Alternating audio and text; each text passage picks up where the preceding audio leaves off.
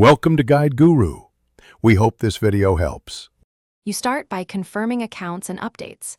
Sign into Apple Music on your phone with the same Apple ID and update your PS5 system. Once done, open PS5 settings, choose users and accounts, then link with other services to begin connecting music services.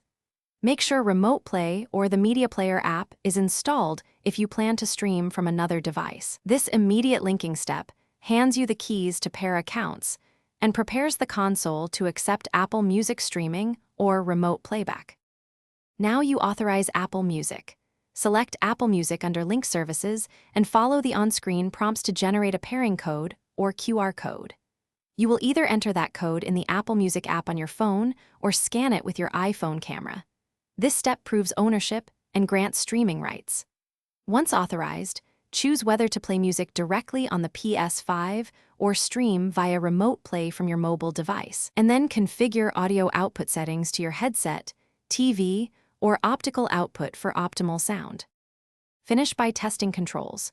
Use your DualSense or a media remote for play, pause, and skip, or control music from the Apple Music app.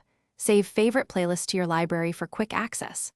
Once done, adjust the PS5 audio mix so game sound and music sit correctly, and make sure party chat routing is set if you want teammates to hear music. If pairing fails, restart the PS5 and your phone, confirm the Apple ID, and reissue the pairing code. This simple restart fixes most connection hiccups. Thanks for watching. Consider subscribing if we helped you today.